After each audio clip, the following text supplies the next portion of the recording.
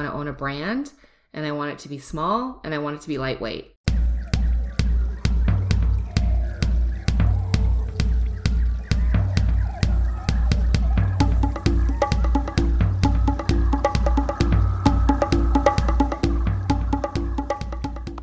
Oh, hey, didn't hear you there. Welcome back to the Wild Business Growth Podcast. This is your place to hear from a new entrepreneur every single Wednesday morning who's turning wild ideas into wild growth. I'm your host, Max Brandstetter, founder and podcast producer at Max Podcasting. And you can email me at max@maxpodcasting.com to save time with your high-quality podcast. This is episode 2 to the third power, plus 1 equals 9, 239. Sorry for all the calculations. And today's guest is Jamie Montz, founder and owner of the original Stretchlace. The original Stretchlace is what it sounds like, a stretchy, elastic shoelace that can turn any shoe into a slip-on. Super cool, super comfy. In this episode, we talk how Jamie got to the point and came up with such a product, how she's tweaking it and differentiating it, the toy store that she owned before that, the awkward side of Shark Tank, and everything from lots of toes and feet to weird voices. It is the Monster Mash. Get it? Monster Mash. Enjoy the show.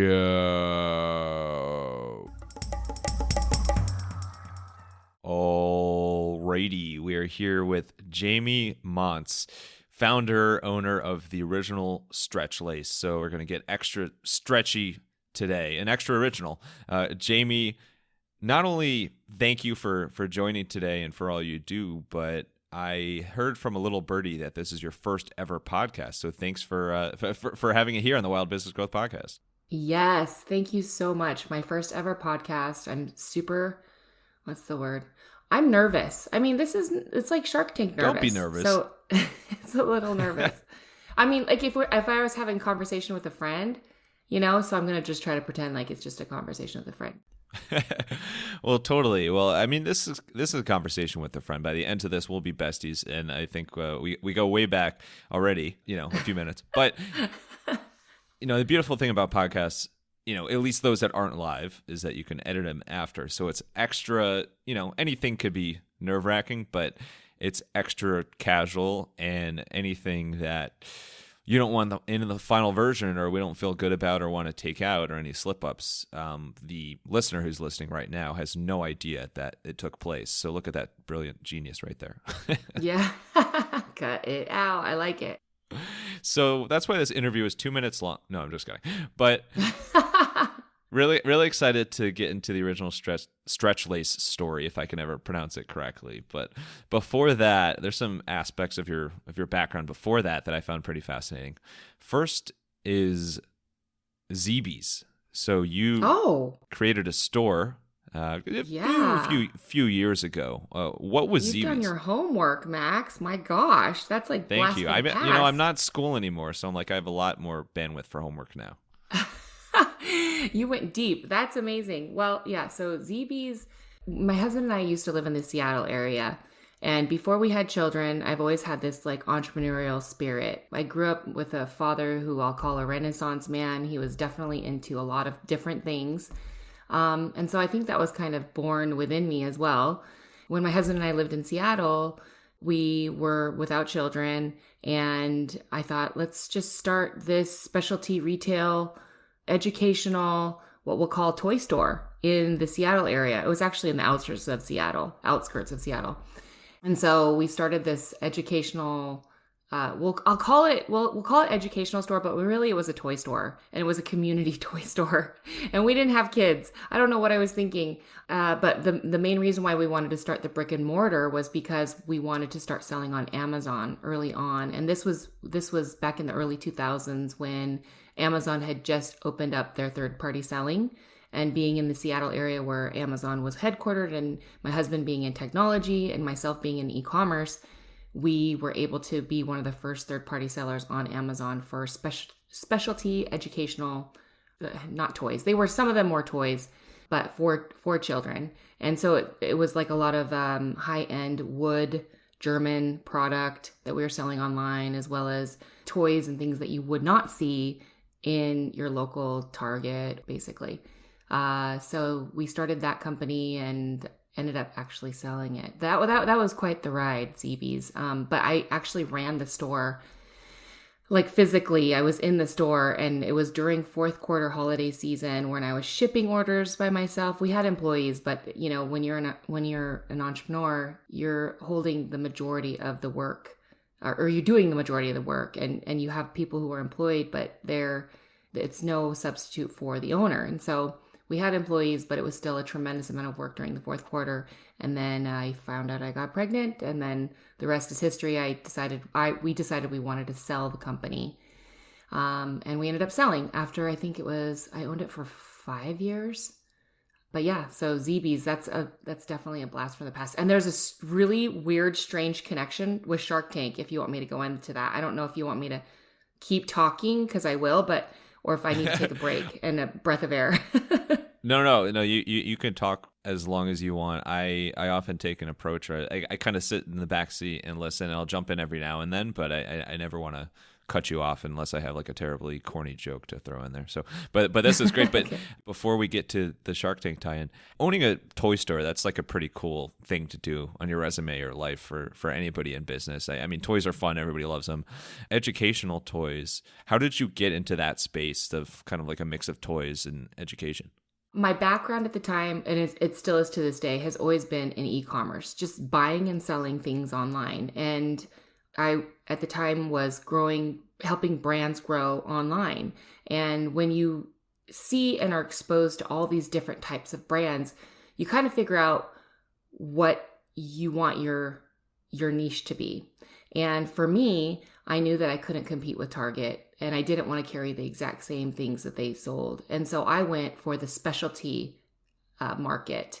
And so these are things like Playmobil.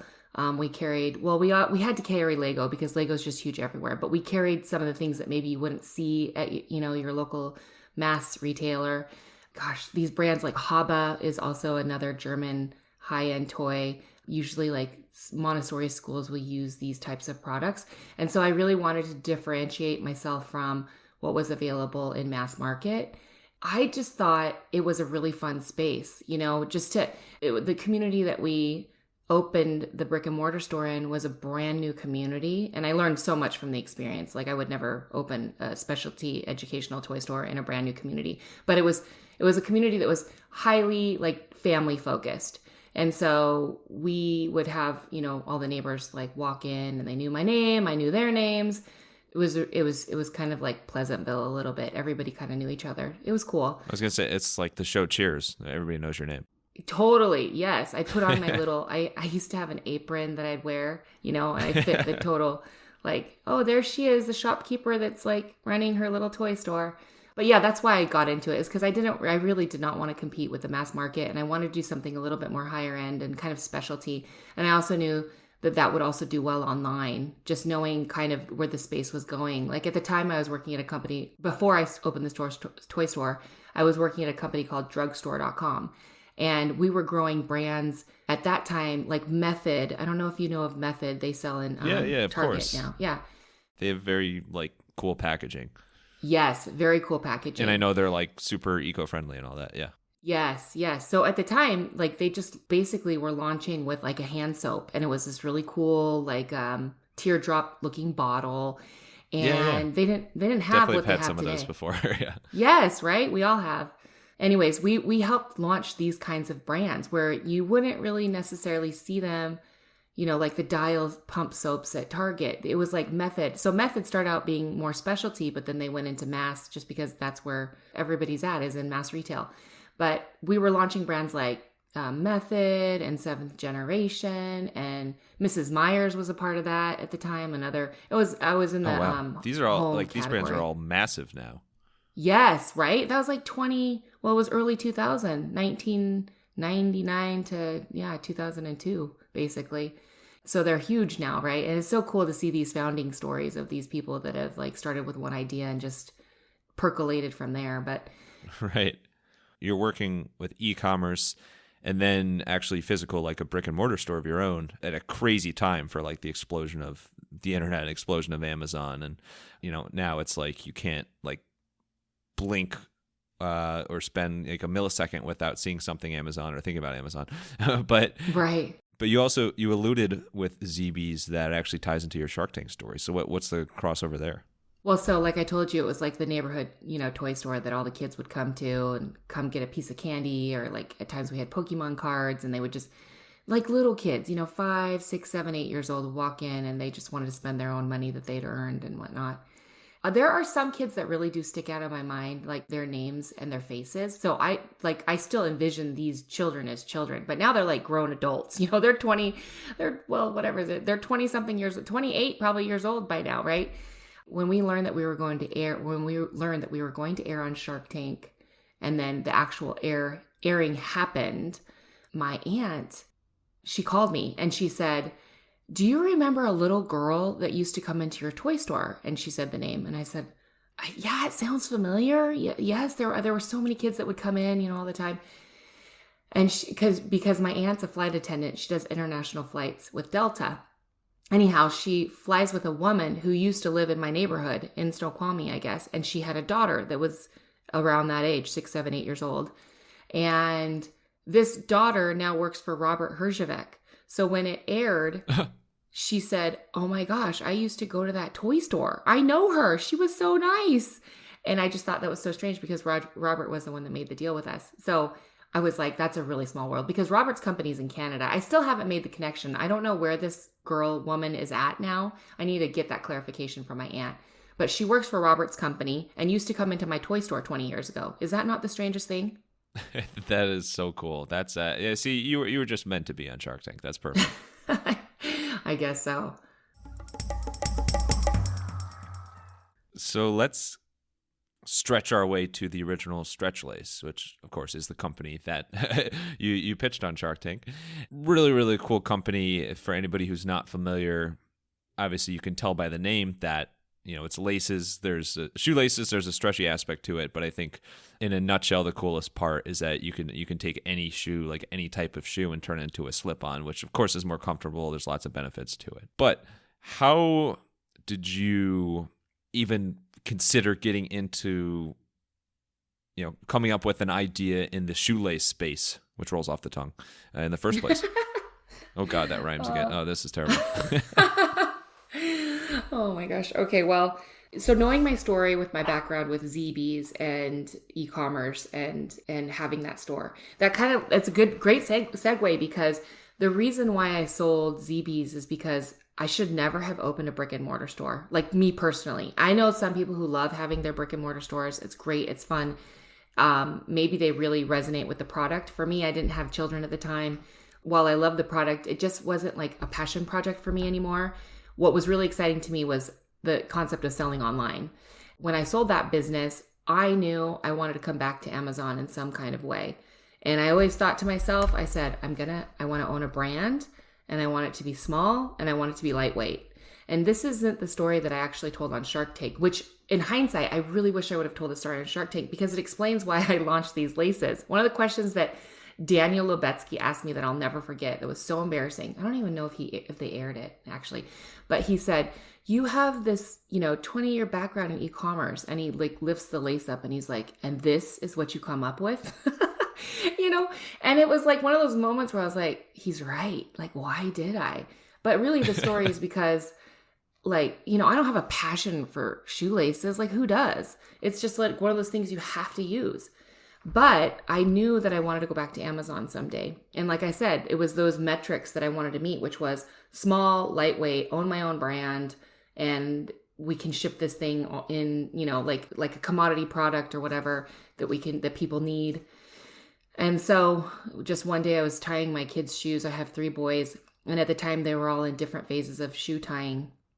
And my oldest was still learning. My second was still learning. My third was definitely not anywhere near tying his shoes, but he wanted tie shoes like his brothers, because tying shoes is like a rite of passage for a kid. Do you remember the moment when you learned how to tie your shoe? It's like, I can tie my like shoe. The bunny ears, or the from SpongeBob was loop-de-loop and pull. Yeah, exactly. Many ways to do it. Oh yeah. So my kids were all learning, and I have eczema on my hands. It's been a chronic thing. And I always have these cuts on my hands. And I was tying my kids' shoes, and the shoes were wet.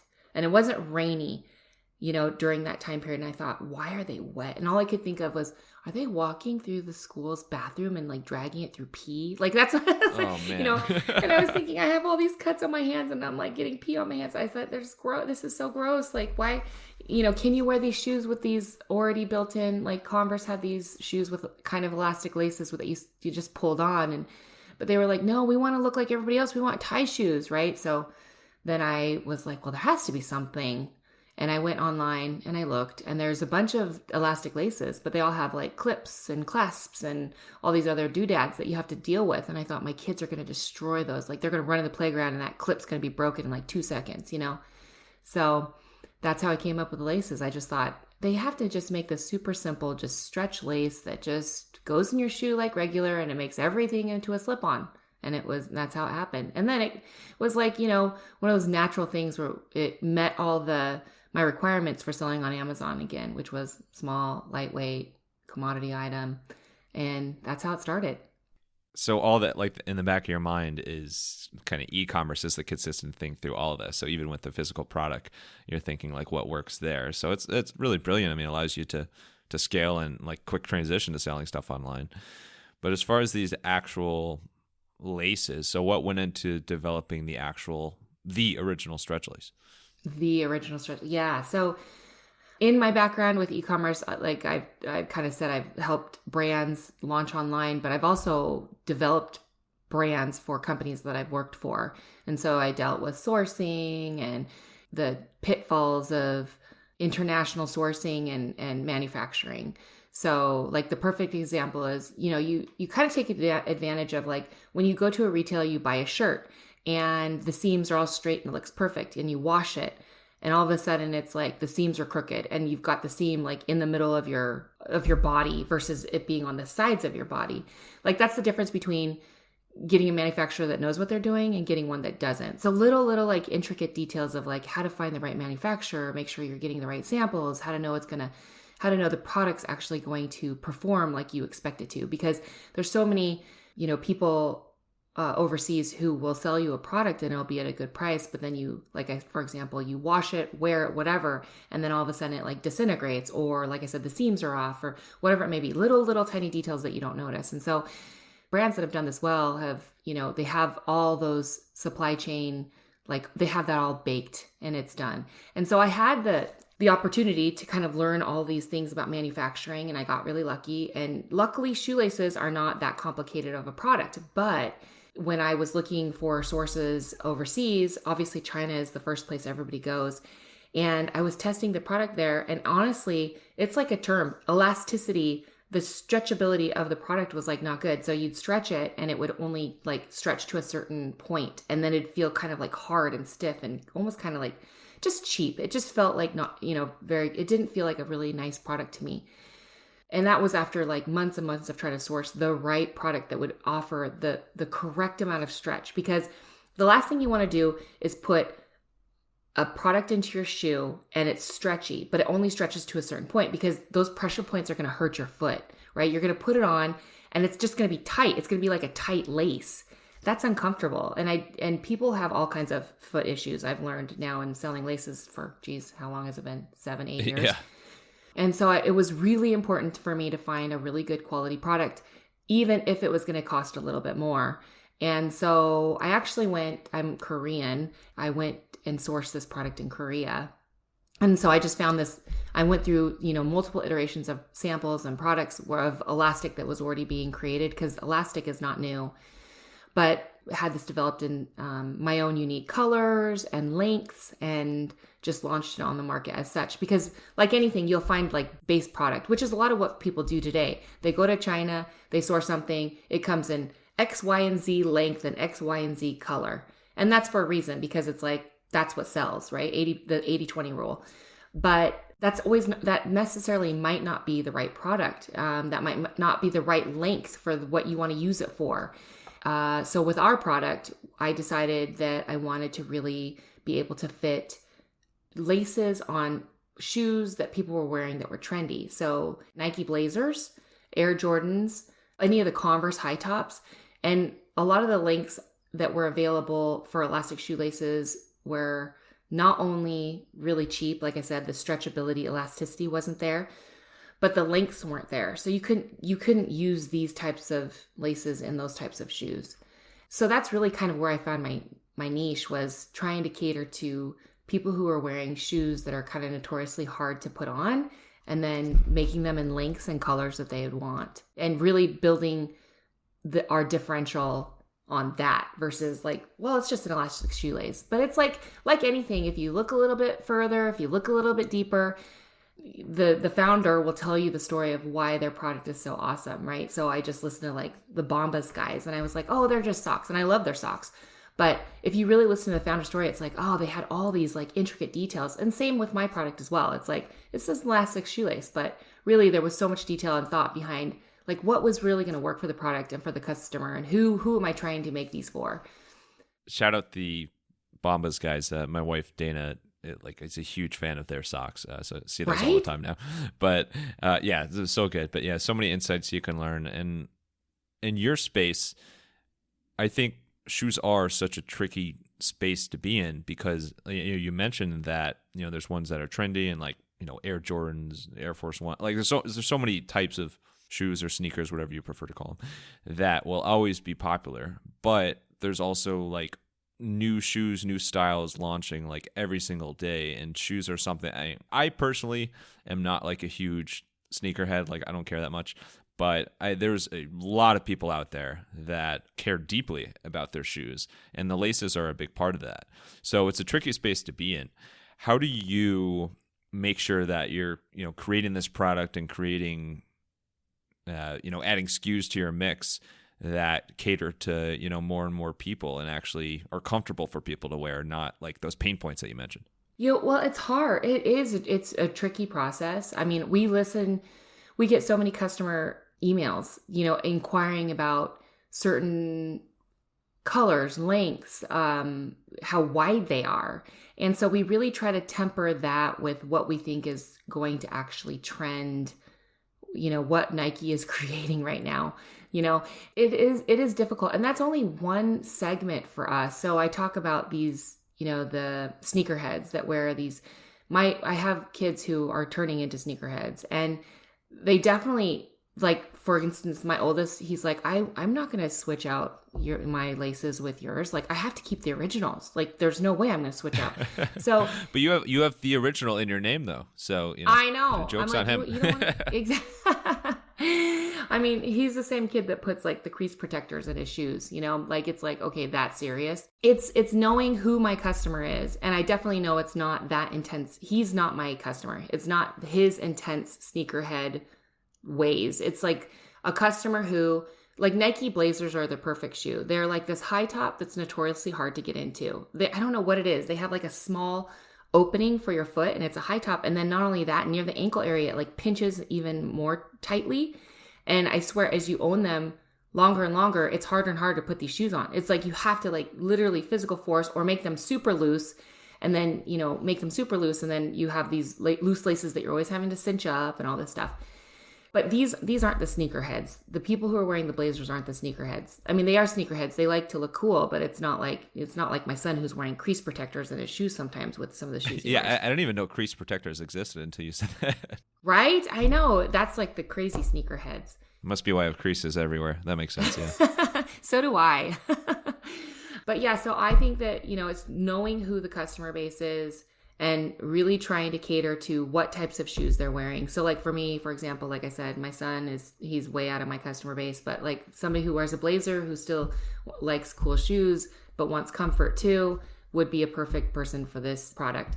And so, we make products that hopefully fit blazers. We do a lot of testing. Like, we take the laces out of the blazers, we measure them, we see what works, and then we see, okay, well, what do people want? And it is tricky too, because some people have high instep, so they need bigger laces, or they have wide feet, so they need not bigger, longer laces. So, or they have wide feet and they need longer laces. But there is a variance that I believe the shoe industry uses in terms of, okay, this is the length of lace we're going to make for this kind of a shoe. I think it varies by manufacturer, because I've never seen consistency that says, oh, it's always going to be a 65-inch shoelace. It's like varies by the manufacturer. Oh my God, there's so much variability. Like, I'm someone who, my feet are like, we're getting very detailed here, but it's so interesting. You know how like certain people have like either their big toe is longer or like their second toe is longer. In my case, my second toe is like not extremely long, but it's pretty long. It's infamous. So like, just myself knowing from myself, like my feet are like so uniquely shaped because that second toe is like so long, and then like the base of the foot is like, it's not like huge, it's not small, but it's like, the toe keeps up a good portion of that. The point of this is that there is so like everybody's feet are different, and so everybody's shoes are different, and so I can only imagine the decisions you have to make in terms of sizing for the laces and everything there. Absolutely. I was going to tell you, so that long middle toe, there's a name for it. It's like a specific thing. So it's called the max. My husband. No, I'm just kidding. No, no, it's like I can't remember what it's called, but this is so funny because literally we were on vacation recently and with our family members. My husband has that toe, and so does his sister. And her husband, they're newlyweds, told us a story that when he met, my sister-in-law for the first time, he saw her toes out. They were out and about, like, and he noticed that she had this hanging out. It was like flip-flops or something, but she had this extra long second toe. And I think for him, it was like, I guess maybe a mating call, because he's like, supposedly people with the longer second toe, it means you're really smart, like brilliant. Oh, well, that explains my behalf. Yeah. Yeah. So there you go. Anyway, sorry, weird tangent about the second. How does? Yeah, well, that's totally my fault, but no, I appreciate it. I love like little quirks like that, but like it also makes me think about how, not only is it tricky being in the shoe space in general, but like you're in the accessory space. It's like people often, if they're looking for shoes, they'll buy shoes first, and then obviously if they want to, spruce it up with laces, then they'll buy the laces. So you're like in a space that's an accessory to an already, common product with shoes. Like how does that shape your marketing and positioning of the product, just knowing that you're an accessory in the space? Well, that's a good question. I mean, it's always going to be an accessory product. I don't feel as if we're never going to be the shoe. We're always going to be the second player, always. And that's and I'm not saying it in a negative light. Like it's the reality of it. People love laces, but like shoes is what people buy first. So it makes sense. Totally. Well, and I think with any product, the positioning, it's dependent on what the product serves. So because it is an accessory product, so I'll use another example because I'm trying to tie this together. Nice pun intended there. Nice. Try to tie it together. When we are, let's say we're advertising. Currently, I'm using a totally different strategy with advertising. I'm not doing a lot of advertising, but when we were advertising, one of the biggest hurdles was average order value. So like the cost of my product is anywhere from $11 to $15. So let's say on average it's $12 to $13. The AOV is really low for doing any kind of internet marketing. You want at least a product, they say $25, but I think it's more like a $35 threshold. And so, you have to get creative with like bundling and all this other stuff. When I think about positioning my product to the consumer, I'm not in it for the short term. Really, I'm trying to establish a relationship to the customer. And the metric that a lot of people talk about is LTV, lifetime value to the customer. So when I'm acquiring a customer, I'm not looking to acquire a customer who's just one and done. I'm really looking for the customer's lifetime, truly. So let's say a mom purchases it and they purchase it for their elderly father, mother, and also their children. That child is so used to using these elastic laces, and I've seen it with my own kids where they're like, I don't want to tie my shoes anymore, and I want to put them on fast. I want to get out the door. And so even with my own kids who use these things every day, like they have tie laces and they're like, I don't want to use these tie laces anymore. So I'm thinking like generational, right? So to go back to your story of how to not be the main player in the game is I kind of think about it in that way. I think about it from a standpoint of I'm just trying to get into the customer's everyday life and hopefully become part of their routine. Just like somebody puts milk in their milk in their coffee every day or whatever it may be. Like that's what I really see myself as. So it's a hard question to answer, honestly. Even when we were doing advertising, I really do look at this product obviously as an accessory product, and that's how we're always going to look at it. So we we always jump on the bandwagon of like, what's trending? And then hopefully it kind of takes off that way. But every different segment that we kind of cater to, because the sneakerheads aren't the only people that we cater to. I mean, we have people who legitimately need this product because they have feet issues, they are physically impaired for one reason or another. It's kind of like looking at each different customer segment and trying to figure out basically how we can integrate our product into each of their, daily rituals. I don't look at it as a main player, and I know that's how it's always going to be. But can it be something that's a part of everybody's ritual daily? Absolutely. And I think it's just finding that kind of niche of how do we get into the everyday ritual? Boy, do I have a Thursday ritual for you that will make your Thursdays better. It's called the Podcasting to the Max newsletter, and you can sign up at maxpodcasting.com/newsletter. It is a mix of entrepreneurial insights, podcasting insights. I usually say tips, but this time I'm switching it to insights, as well as dad jokes / corny jokes / impressive puns in alliteration as well. You can sign up at maxpodcasting.com/newsletter and get it every Thursday. Now, let's get to one of my better segues and double entendres in recent memory, and more of the podcast interview as well. So let's get to your everyday life, and let's get to a different segment, as you mentioned. And this is on inspiration and creativity. So outside of work, what is your favorite way to, if you can ever find time, to unwind or unplug or refresh? Oh, geez.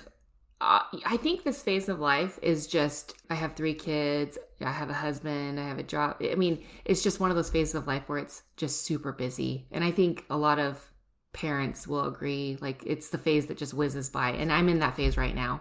So when people ask the question, like, what do you do for fun? It's like, not a lot. No, but honestly, for fun, I do like to do things that are related to my business. And I love to read like self-help books. I love to listen to podcasts about businesses and how people grew them since the beginning of time. Like I don't know if you remember, there was a TV show called The Big Idea with Donnie Deutsch back in the early 2000s. Like I would obsessively watch TV, that show, and just watch all these entrepreneur stories. I don't know. That's what inspires me. It's what makes me feel good. It gives me ideas about my business. So it's really pathetic. And people will hear this and they'll be like, you're so sad. Like, that's what you like. But my husband and I talk about this all the time because he is a man of he's kind of like my dad. He's a Renaissance man.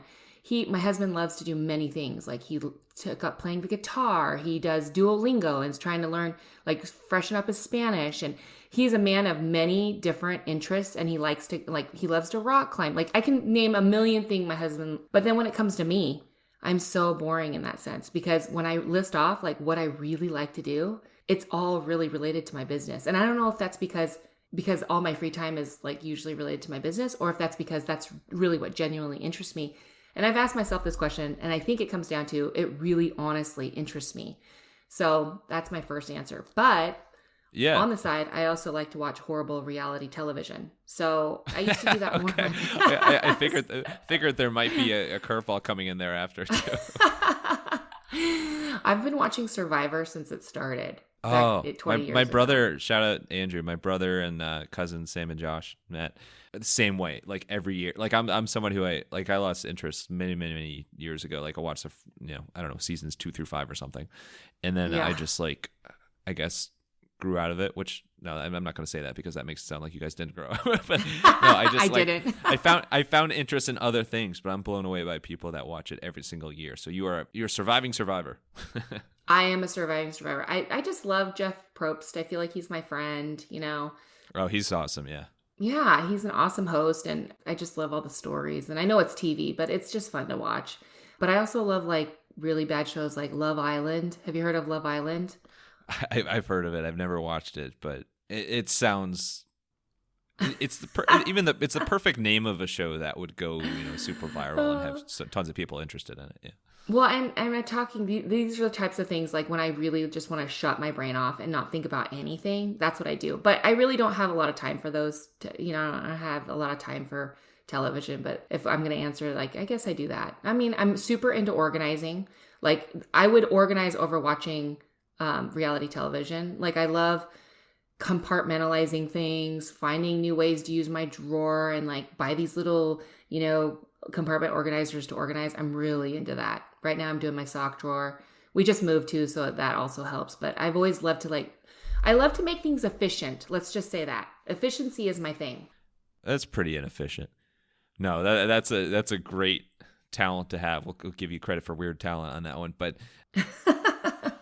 I'm same sort of way. Like I love keeping things organized and planning things out. And so like that goes a long way. But back to like your initial answer to this, like there's no shame in, being super passionate about your business and like wanting to learn from other entrepreneurs. I would actually say that this is the perfect podcast for your first podcast to ever be on, because it's like literally I interview entrepreneurs like you all the time. And it's like, that's what fascinates me as well. It's so inspiring to hear from people like yourself and see like what worked for them, what didn't work for them, and what can you apply back to your business. So I totally understand your passions in that area, as well as like the need to, watch like a random TV show every now and then and just like, oh, this is terrible, but this is good. Yeah. That's right. Yeah, I know it is horrible. I would love to say like I read books and things like that, but mostly I listen to like Audible if I read a book. But yeah, I mean, honestly, like I said, the phase of my life, I don't have a lot of free time. I really don't. It's a difficult question to ask or answer. I'm just throwing all the hard balls at you, not the softball. No kidding. Let's wrap up with some rapid fire Q&A. You ready for it? Ready. All right, let's get wild. Before we officially hit record, you were alluding to, because we were talking about awkward things just because I'm inherently awkward. We've had previous guests mention this before, but nobody really has gone in depth on it. But the Shark Tank stare down, like when you first get out there, how is that experience for you? Like what happens when you get out there and you're literally just staring at each other? Oh gosh, the whole thing is so surreal. Even still to this day, when I think about like when we were standing in front of those doors, behind the doors before they swing them open and you walk down the hallway, I'm like, was I really there? It's just so surreal. And I think all the other Shark Tank, I'm sure you've interviewed a ton of them. I know you just did Desiree, but it's so surreal. So you walk down the hallway and my husband and I were holding hands. I do remember that. And because they have to get the cameras all straight, they tell you to do the stare down with the sharks and smile as best, like just look happy basically. So you hit your mark. There's like a little spot on the floor that you have to stand on, and you hit your mark and they're like, don't look at the floor, but you can't help to look at the floor because you need to see where you need to stand. Right. So that's like, right. Please don't stare at the floor as you're walking down, like look up, but you want to make sure you hit the spot you're supposed to be standing in. So that's all super awkward. And especially for people who aren't trained in media or like know anything about television, which that's me. And then you have to look up and just pleasantly smile at everybody and make sure you're just like looking around the room. And it's like the most awkward thing. And when we filmed, it was during COVID. And so I don't know about you, but during COVID, like we didn't see anyone but like our 5 family members all the time. And so maybe some neighbor kids, over the fence and stuff like that. But you hardly saw anybody. And if you did, it was like it was behind the mask and it was like a quick eyeball look. And it was like, you had the mask on, so you're kind of like shielded. It was the first time where we had to be in front of the sharks, just without a mask on, just staring them down. So it just felt extra awkward, coming out of COVID and coming through COVID. Awkward with the sharks. That could be your memoir, your biography. Oh, yes, because I'm super awkward all the time too. Awkward with the sharks. That's good. Yeah. I'm all for awkward. What's the number one reason to visit Boise, Idaho?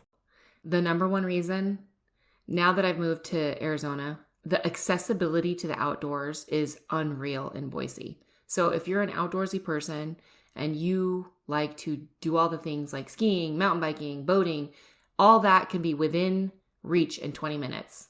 Literally. It's crazy. And I did not realize like how good we had it recreationally speaking until we moved to Arizona. And then I'm like, whoa, it's a little bit more difficult to do things here. But Boise's a really, I'm supposed to, all the locals in Boise are like, please don't tell people to move here. But it is like a little gem of a place, truth be told. So yeah, it's fascinating that you say that, because I think Arizona is known for just like how beautiful the outdoors are and very unique and cool setup and everything. But it does make sense. Like Boise is going to be so much easier to get around. I mean, Phoenix is just what is it? Top 4, top 5 biggest city in the U.S. Yes. So it's definitely different. So different. Yep. And we've also lived in the Seattle area too. So we have been in big cities before, but Phoenix is different. There's definitely a vibe here. It's a super entrepreneurial, like people are very passionate here, I find. I'm loving Phoenix, but man, Boise's hard to beat. What is a weird talent or party trick you have in addition to, making things super organized and efficient? What's something that you just have a knack for? Well, I can whistle while smiling. Is that something that could be considered a party trick? Totally. Can you do it now? I mean, we won't be able to see you smile, but we can hear the whistle. Yeah. we'll trust you on it. Like I'm in a full-blown smile. Give us like 2 or 3 seconds. Okay. Is that good? You weren't smiling. No, I'm just kidding. That's it sound perfect. Like... Yes. I guess no, it's that's a whistling legit through whistle. my teeth, Yeah. Right? Yeah, it's whistling through my teeth, and I learned it. From it's my like dad, a ventriloquism for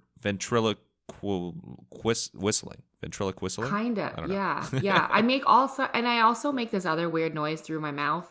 I don't know do you want me to make the noise? I do. You shouldn't have brought that up. Yes. Okay. All right. Here goes. Talking about awkward.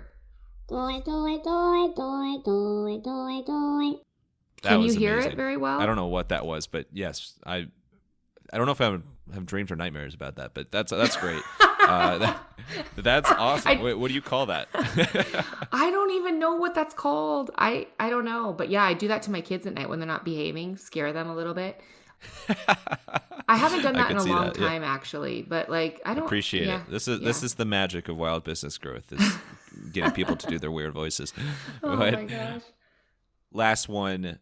What is the most unique shoe or boot or like type of shoe that you've seen somebody equipping with the original Stretchlace? Well, actually, I saw somebody post on Instagram. There's like a whole barefoot movement, right? It's been around for a while. And these shoes are so interesting looking. The shoe is meant to, and I can't remember what they're called. They have a name, but they're very wide and they look almost like duck feet. Kind of like if you would imagine the shape of a duck foot and then like shape it to a sneaker, that's what this sneaker looked like. It was very wide and like unusual looking. They were using our stretch laces because the whole concept is like let your feet like be natural in their natural state, because your shoes compress your feet and all this other stuff. So it's just like kind of like let them be like naked basically. And stretch laces also is a great accompaniment to that because it lets your feet kind of move where they need to. It's not constricting. So that's something that I saw that I thought was pretty interesting. Yeah, that's perfect. So it's very versatile, these laces. That's awesome. It's a whole new category for you, or subcategory. Absolutely. The barefoot people. Jamie, I'm not kidding. Like, I would never guess this is your first podcast interview. You're awesome. Pro already, knocked it out of the park. I really, really appreciate you coming on and sharing your story and sharing that voice that will haunt me later. But thank you so much for coming on. Where is the best place for people to try out the original Stretchlace, as well as to connect with you online anywhere? Yeah. Well, they can go to our website, stretchlaces.com or theoriginalstretchlace.com. And if they want to reach me by email, email address is info@theoriginalstretchlace.com. And I so appreciate you, Max. I just want to say thank you for letting this be my first podcast experience. It was very nice and supportive feeling and awkward, which I liked as well. So thank you. My pleasure. My pleasure. Supportive and awkward. That's me in a nutshell. But it's an honor to be your first podcast, and it was absolute blast. And big fan of you and the business. So really, just thankful that you spent it here with us. Last thing, final thoughts. It could be a quote, a line, another voice. No, you don't have to do that unless you want. Whatever you want. Just some kind of words of wisdom to send us home here. I think a lot of entrepreneurs face a lot of adversity, and every entrepreneur is going to experience the ups and downs. And during the down times, it's really easy to be like, I want out. I'm done. But you always know that upside is going to happen. And I have no famous quotes. I'm horrible at memorizing movie lines and quotes.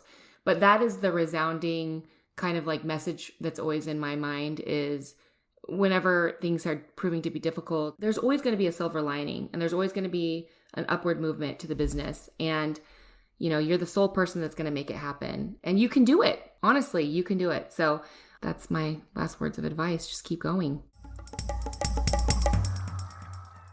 going and going and going and going. And thank you, Jamie, so much for coming on the podcast, making your podcast debut. Still can't get over it. And thank you, wild listeners, for tuning in to another episode. If you want to hear more wild stories like this one, make sure to follow the Wild Business Growth Podcast on your favorite app and tell a friend about the podcast. And then try out multiple original Stretchlaces with them.